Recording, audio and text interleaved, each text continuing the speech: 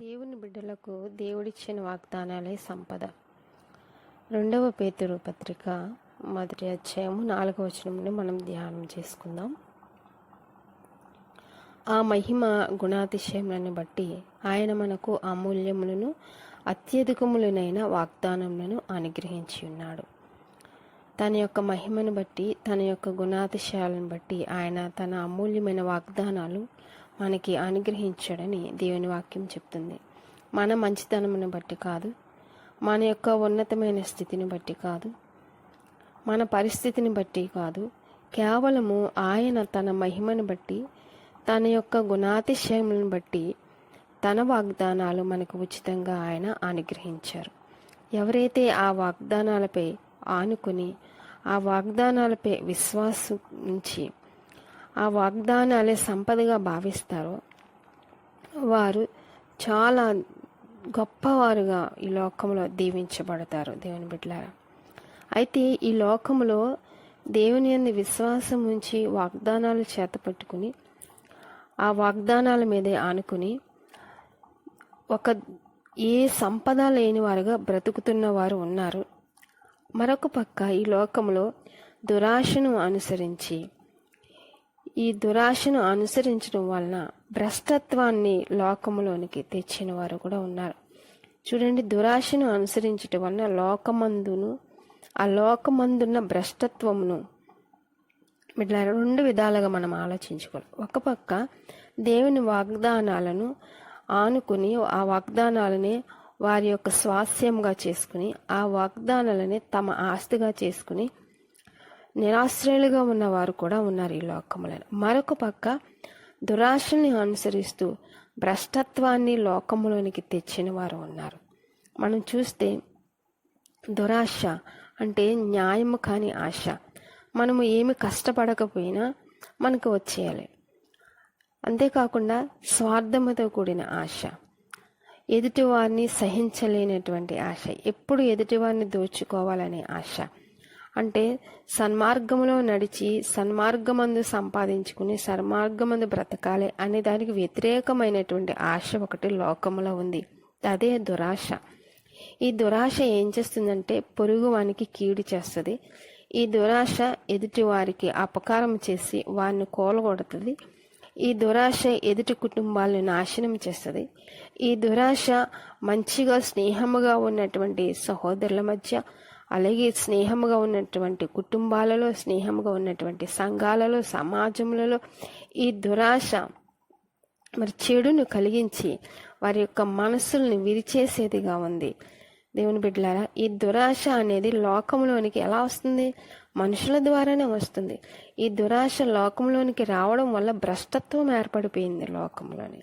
అయితే ఈ భ్రష్టత్వాన్ని తప్పించుకోవాలి, ఈ దురాశ నుండి మనం బయటపడాలంటే దేవుని వాగ్దానం పైన మనం ఆశ పెట్టుకోవడం నేర్చుకోవాలి.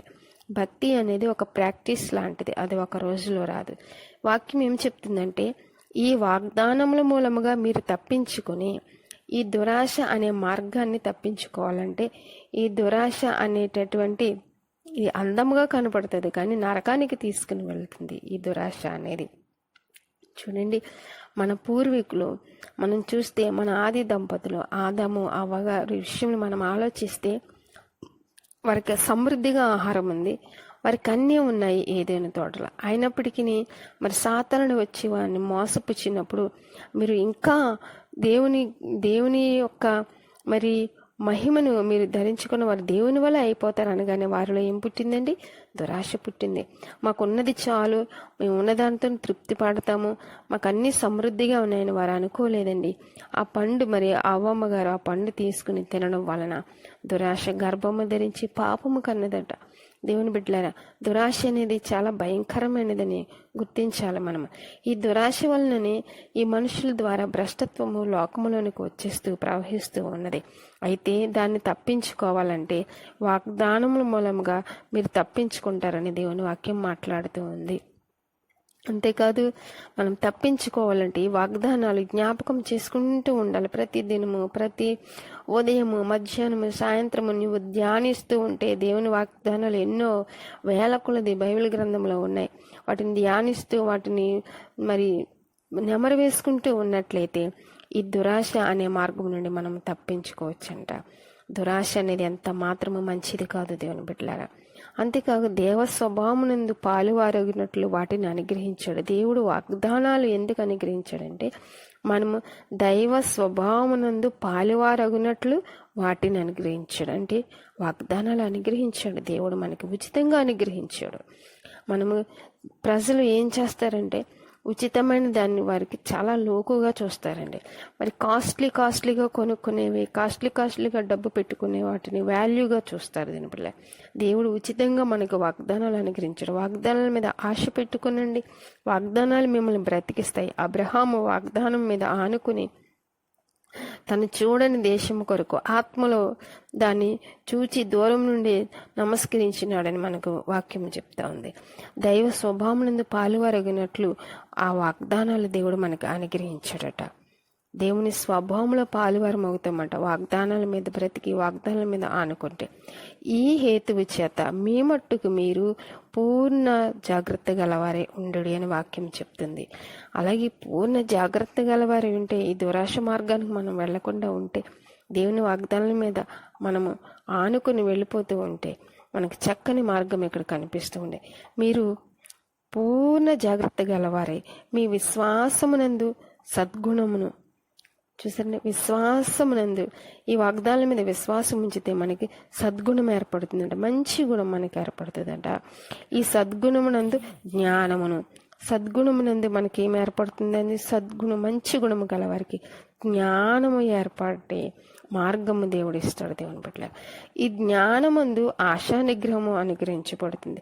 ఈ జ్ఞానం మనకి ఏం నేర్పిస్తుందండి? ఆశ నిగ్రహాన్ని. ఆశను అంటే దురాశను మనకు వెళ్లకుండా ఆశని ఎలా నిగ్రహించుకోవాలి, చెయ్యరాని పనులు చేయకుండా ఈ ఆశా నిగ్రహం మనకి నేర్పిస్తూ ఉంది. జ్ఞానము, దేవుని గురించి జ్ఞానము నేర్పిస్తే ఈ ఆశా నిగ్రహము మనం ఆశని దేవుని కొరకు నిగ్రహించుకుని నిలబడేటట్లు చేస్తుంది. ఈ ఆశా నిగ్రహమునందు ఏర్పడేది సహనము. ఈ సహనం ఏర్పడుతుంది ఎప్పుడైతే ఆశా నిగ్రహాన్ని మనం ప్రాక్టీస్ చేస్తామో మనకు సహనం అనేది ఏర్పడుతుంది, ఓర్చుకోవడం ఏర్పడుతుంది. దేవుని బిడ్డలారా, ఎప్పుడైతే ఓర్చుకోవడం ఏర్పడుతుందో మనం భక్తి నేర్చుకుంటామంట. ఈ భక్తిని ఎప్పుడైతే బిల్డప్ చేసుకుంటామో, ఈ భక్తిని ఎప్పుడైతే మనం కట్టుకుంటూ వచ్చామో దినదినము భక్తిలో అభివృద్ధి పొందుతూ వస్తాం. మనము ఈ దినదినము అభివృద్ధి భక్తిలో పొందుతూ ఉంటే మెల్లగా అది సహోదర ప్రేమకు దారితీస్తుంది. చక్కని దేవుని వాక్యం దేవుడు మనతో మాట్లాడుతున్నాడు కదండి. సహోదర ప్రేమ అంటే ఇతరులను ప్రేమించే తత్వం ఏర్పడుతుంది. నీ సహోదరునికి కీడు చేయవు. ఈ దురాశను అనుసరించి నీ సహోదరునికి మరి అపకారము నువ్వు తలపెట్టవు, వారిని ఏదో తప్పు మార్గంలో నువ్వు నడిపించవు. సహోదరుడు అంటే తోబుట్టిన వాళ్ళే కాదండి, మన తోటి వారందరూ మన సహోదరులు. ఈ సహోదర ప్రేమ యందు మనకేం ఏర్పడుతుంది? దయ ఏర్పడుతుంది. యేసేపు విషయంలో మనం చూస్తూ ఉన్నాము. అన్నలు ఎంతో యేసేపుని హింసించారు, బాధించారు, అమ్మి వేశారు. అయినప్పటికీ తన సహోదరులను చూసినప్పటికీ సహోదర ప్రేమ బయటకు ఉప్పొంగుచూ వచ్చింది. ఆ సహోదరుల పైన తను ప్రేమ చూపించాడండి. అలాగే దయ కూడా చూపించాడు సహోదరుల మీద. ప్రేమ నుండి మనకేమొస్తుందండి? దయ వస్తుంది. వీటిని అమర్చుకోనిడి అని దేవుని వాక్యం చెప్తూ ఉంది. పేతురు మరి అందరికీ వ్రాస్తున్నటువంటి 2వ పత్రికలో మన జాగ్రత్తగా మనం చూస్తే అండి ఎంత చక్కని వాక్యం దేవుడు మనకిచ్చాడు. మళ్ళీ ఒకసారి జ్ఞాపకం చేసుకుందాం. ఈ కారణం చేత, ఈ హేతువు చేతనే మీ మట్టుకు మీరు జాగ్రత్త గలవారు ఉండండి.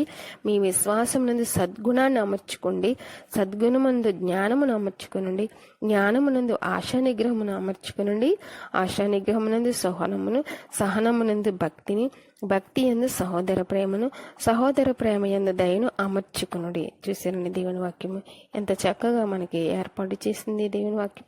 ఈ వాగ్దానాల మీద ఆశ పెట్టుకుని ముందు విశ్వాసాన్ని కట్టుకుంటే సద్గుణాన్ని కట్టుకోవడానికి దేవుడు బలం ఇస్తాడు. సద్గుణాన్ని కట్టుకుంటే జ్ఞానమును దేవుడు కట్టుకోవడానికి మనకి దయ చూపిస్తాడు. ఆయనను గురించిన జ్ఞానము, ఏది చేయాలో ఏది చేయకూడదనే జ్ఞానము, పాప పుణ్యాలను వివేచించే జ్ఞానము ఆయన మనకి దయచేస్తాడు.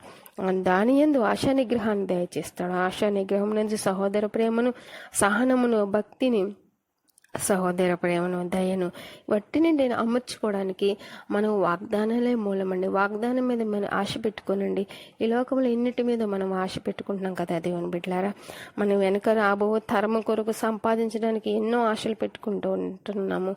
అనేక విషయాలు ఆశలు పెట్టుకుంటూ ఉంటున్నాము. అయితే ఈ వాగ్దానాల మీద ఆశ పెట్టుకున్నాం.